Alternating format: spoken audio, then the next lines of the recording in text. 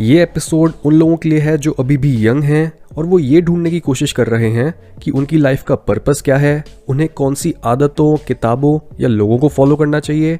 उन्हें ये नहीं पता कि वो ज़्यादा प्रोडक्टिव बनकर अपने टाइम को इफेक्टिवली कैसे यूज़ कर सकते हैं। और मोस्ट इंपॉर्टेंटली ये यंग लोग कुछ ऐसी लाइफ एडवाइस के लिए डेस्परेट हैं जो इन्हें एक वाइज पेरेंट या ग्रैंड पेरेंट से मिलती है। क्योंकि लेट्स बी ऑनेस्ट, हमारे पेरेंट्स ने चाहे हमें पालने में अपना 100% ही क्यों ना दिया हो, पर जस्ट बिकॉज उनसे पहले वाली जनरेशन यानी हमारे ग्रैंड पेरेंट्स ने दुनिया की सबसे खौफनाक घटनाओं को एक्सपीरियंस करा है, तो उनका ये ट्रॉमा उनकी पेरेंटिंग के थ्रू हमारे पेरेंट्स में भी है, जिसकी वजह से आजकल के बहुत से बच्चे बैड पेरेंटिंग का शिकार बनते हैं और वो भटके हुए हैं। इसलिए अगर आपको लगता है कि आप भी ऐसे यंग लोगों में से एक हो, तो इन 10 एडवाइसेस को ढंग से सुनो और अपनी लाइफ को ट्रैक पर लाओ। Number 10, enter into unfamiliar environments, यानी किसी ऐसी जगह पर जाओ जिसे आप समझते नहीं हो। ये अनफेमिलियर चीज एक्चुअल फिजिकल डेस्टिनेशन भी हो सकती है, जैसे एक ऐसी सिटी जिसका कल्चर आपके लिए एकदम नया हो, या फिर कोई ऐसी एक्टिविटी जो आपने पहले कभी नहीं करी, जैसे किसी ऐसे सब्जेक्ट को एक्सप्लोर करना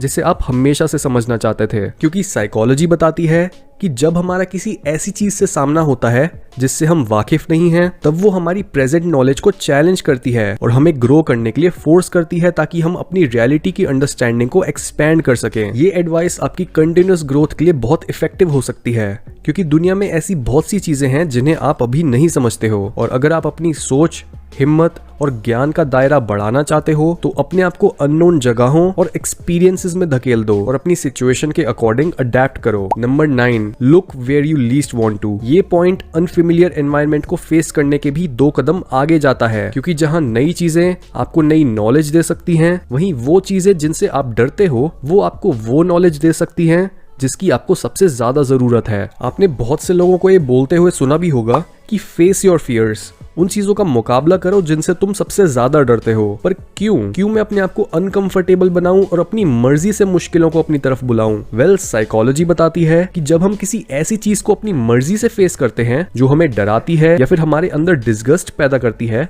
तब उस कन्फ्रंटेशन से हमें वो इनसाइट्स मिलती हैं जो हमारी डेवलपमेंट के लिए इतनी ज्यादा जरूरी होती हैं कि उनके बिना हम अपनी पोटेंशियल को अनलॉक कर ही नहीं सकते। एल्केमी में एक कहावत है, इंस्टरक्यूलिनिस इन्वेनिटुर, जिसकी हिंदी ट्रांसलेशन है कि वो गंदगी में मिलेगा। यानी हम सबके अंदर ही कई ऐसे सड़ते हुए आइडियाज, पुराने डर, भूली हुई दर्दनाक मेमोरीज और अपनी नाकामियों की शर्म है जो हमें कभी भी आगे नहीं बढ़ने देंगी जब तक हम उन्हें अवॉइड करते रहेंगे। क्योंकि आप मानो या ना मानो, आपके अनकॉन्शियस माइंड में दबी हुई ये रिजेक्टेड चीजें आपको हर टाइम कंट्रोल करती रहती हैं, और इस कंट्रोल से बाहर निकलने का एक ही रास्ता होता है, और वो है इस गंदगी में हाथ डालना और इसमें छिपे हुए सोने को बाहर निकालना। नंबर 8, ऑब्जर्व नेचुरल फिनोमेना, क्योंकि नेचर को समझने का मतलब है अपने आप को समझना। आजकल के ज्यादातर लोग जो अपने बंद कमरों में आर्टिफिशियल लाइट में अपना पूरा समय बिताते हैं, वो सिर्फ नेचर से ही नहीं बल्कि अपने आप से भी डिस्कनेक्टेड हैं। डिब्बों के जैसी बिल्डिंग्स में रहने से हमारे अंदर की वो सारी क्यूरियोसिटी मर जाती है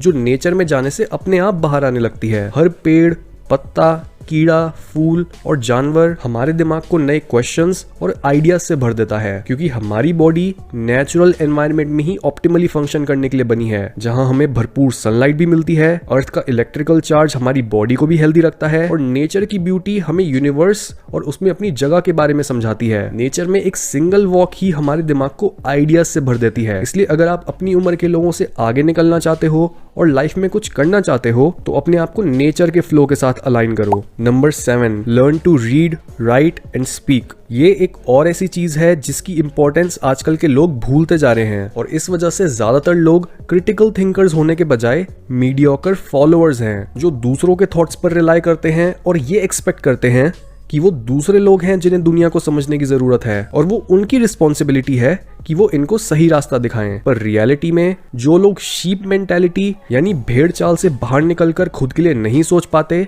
उनका हमेशा फायदा उठाया जाता है। यही रीजन है कि क्यों अगर आप मुश्किल चीजों को भी इजीली पढ़, समझ, लिख और बोल सकते हो, तो कोई भी आपका फायदा नहीं उठा सकता। इसलिए हर रोज कुछ रीड करो, किसी मुश्किल चीज के बारे में लिखो, जैसे अपनी खुद की लाइफ के बारे में, ताकि आप सेल्फ अवेयरनेस बढ़ाने के साथ साथ अपने थॉट्स को ऑर्गेनाइज करने की भी प्रैक्टिस कर पाओ, और दूसरे लोगों से बात करो इस मकसद के साथ कि आप सच्चाई तक पहुंचना चाहते हो ताकि आप अपने थॉट्स को फ्लुएंटली कम्युनिकेट कर पाओ और जब आपके घर या सोसाइटी में कोई प्रॉब्लम आती है उसे क्लियरली एड्रेस कर पाओ। Number 6, spend some time in solitude. ये अपनी लाइफ को फिगर आउट करने का बेस्ट तरीका है, लेकिन आजकल के ज्यादातर जवान लोग कुछ देर भी अकेले बैठ ही नहीं सकते क्योंकि वो अपने खुद के थॉट्स से डरते हैं। अकेले बैठने पर उनके दिमाग में नेगेटिव थॉट्स आते हैं और उनसे फोकस हटाने के लिए वो सोशल मीडिया, म्यूजिक या न्यूज को कंज्यूम करने लग जाते हैं। ऐसे लोग ना ही कभी सेल्फ अवेयर बन पाते हैं और ना ही एक हेल्दी रिलेशनशिप रख पाते हैं, क्योंकि जब तक आप अकेले रहना नहीं सीख लेते हो तब तक आप दूसरों पर रिलाय करते हो कि वो आपको होल और हैप्पी फील कराएं। जब तक आप दूसरे लोगों के साथ होते हो तब आप अपने आप को एक बेटा, माँ, दोस्त, डॉक्टर या स्टूडेंट समझते हो, पर जब आप अकेले होते हो तब आप कौन होते हो? इस क्वेश्चन का आंसर पाने के लिए आपको हर तरह की सोशल सिचुएशन से दूर रहना होता है और यही रीजन है कि क्यों सॉलिट्यूड एक यंग इंडिविजुअल की लाइफ को सही दिशा में मोड़ सकता है। Number 5, work as hard as you can on at least one thing. क्योंकि जब हम यंग होते हैं और हमारे पास बहुत सी अपॉर्चुनिटीज और चॉइसेस होती हैं और हम बार बार एक काम से दूसरे काम पर जंप करते रहते हैं, तब हम किसी भी एक चीज में डीपली इन्वेस्ट करने में फेल हो जाते हैं। हाउएवर, ये ऐसा टाइम है जब आप अपनी लाइफ में सबसे ज्यादा रिस्क ले सकते हो और अपने पैशंस को टेस्ट करके देख सकते हो। और ऐसे में सिर्फ ये एक्सपीरियंस भी बहुत वैल्यूएबल है कि आपने अपना सब दाव पर लगा दिया और अपनी पूरी पोटेंशियल बाहर निकालने की कोशिश करी सिर्फ एक चीज को परस्यू करने में। और फिर अगर आप फेल भी हो जाते हो तब भी आपको बहुत कुछ सीखने को मिलेगा। और जस्ट बिकॉज आप अभी यंग हो, आप इस फेलियर को अफोर्ड भी कर सकते हो क्योंकि आपके पास टाइम है।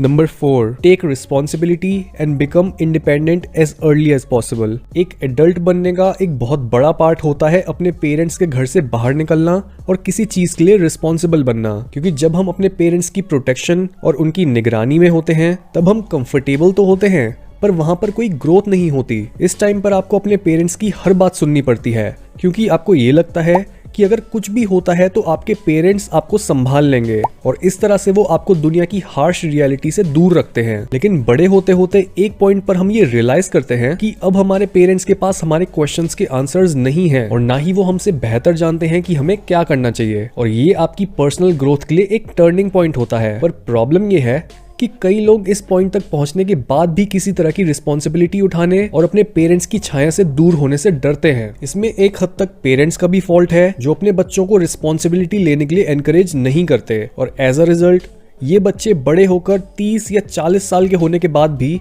एक बच्चे की तरह ही एक्ट करते हैं। इसलिए अपना वेट खुद उठाना शुरू करो and grow up. Number 3, make peace with your family. यानी इंडिपेंडेंट होने का ये मतलब नहीं है कि आप अपनी फैमिली से लड़ झगड़ कर उन्हें हमेशा के लिए बाय बाय बोल दो, बल्कि आपने आत्मनिर्भर बनना है और उसके साथ साथ अपनी फैमिली की वैल्यूज और इनसाइट्स को भी अपनी लाइफ में इनकॉर्पोरेट करना है। इसका एक बड़ा एग्जाम्पल हमें ईस्टर्न और वेस्टर्न कल्चर्स की फैमिली वैल्यूज में मिलता है, क्योंकि पॉलिटिक्स की वजह से वेस्ट में एक न्यूक्लियर फैमिली के आइडिया को बहुत पिछड़ी हुई चीज की तरह देखा जा रहा है, जिसकी वजह से वहाँ डाइवोर्स रेट्स और अनहैप्पी कपल्स की तादाद ऑल टाइम हाई पर है। और अगर हम भी वेस्ट को फॉलो करने लगे तो हमारा फेमिलियल बॉन्ड भी कच्चा हो जाएगा और कई हद तक इंडिया में ये ऑलरेडी हो भी रहा है, क्योंकि हम वेस्ट को कॉपी करते हैं। अभी तक जिस चीज ने साउथ एशियन कंट्रीज को वेस्ट के कंपैरिजन में ज्यादा स्टेबल रखा है वो हमारी फैमिली वैल्यूज ही हैं, क्योंकि हम अपनी फैमिली को बड़े होने के बाद और इवन घर से निकलने के बाद भी अकेला नहीं छोड़ देते। इसलिए अगर आपकी फैमिली में भी रिश्ते कच्चे हो रहे हैं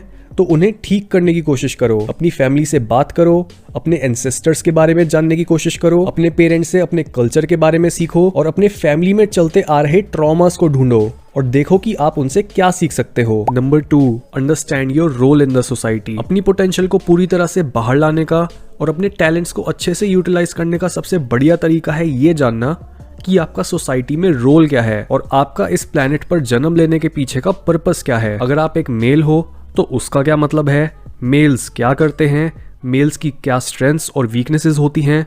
अगर आप फीमेल हो तो उसका क्या मतलब है और उसकी क्या स्ट्रेंथ्स और वीकनेसेस हैं। मोर इम्पोर्टेंटली, एक इंसान का सोसाइटी और दुनिया के इतने बड़े स्ट्रक्चर में क्या रोल है, कौन सी चीजें एक इंसान की लाइफ में मीनिंग ऐड करती आई हैं। ये क्वेश्चंस एक्चुअल में आपको ये समझाते हैं कि आपको एग्जैक्टली कौन से काम करने चाहिए जो आपकी लाइफ को जीने लायक बनाए। आजकल के बहुत से यंग लोग इतने कंफ्यूज्ड हैं क्योंकि उन्हें ये ही नहीं पता कि वो पैदा होने के टाइम से ही एक रोल अदा कर रहे हैं और ये ऑब्वियस है कि जिस इंसान को अपना रोल नहीं पता होगा वो बैडली एक्ट करेगा और लॉस्ट महसूस करेगा। Number 1, make health and fitness your top priority. जहां आजकल लोगों को अनफिट अनहेल्दी या फिर अनअट्रैक्टिव बोलना सच होने के बावजूद पॉलिटिकली इनकरेक्ट माना जाता है, वहां यूथ के लिए ये मैसेज बहुत जरूरी है कि आपकी फिजिकल और मेंटल हेल्थ मैटर करती है और अनहेल्दी होना ना तो कूल है और ना ही ये सेलिब्रेट करने वाली कोई चीज है। अपनी अट्रैक्टिवनेस और ब्यूटी, चाहे वो इनर ब्यूटी हो या फिर आउटर ब्यूटी, दोनों ही आपके हाथ में है। आप डिसाइड कर सकते हो कि क्या आप एक्सरसाइज करना चाहते हो, हेल्दी खाना चाहते हो और अपने दिमाग में पॉजिटिव थॉट्स डालना चाहते हो या फिर नहीं। इसलिए अपने पर्सनल डेवलपमेंट के रूटीन में अपनी हेल्थ और फिटनेस को सबसे पहली प्रायोरिटी दो और देखो कि सिर्फ हेल्दी होने से ही आपकी लाइफ के बाकी एरियाज में कितना ज्यादा बदलाव आता है।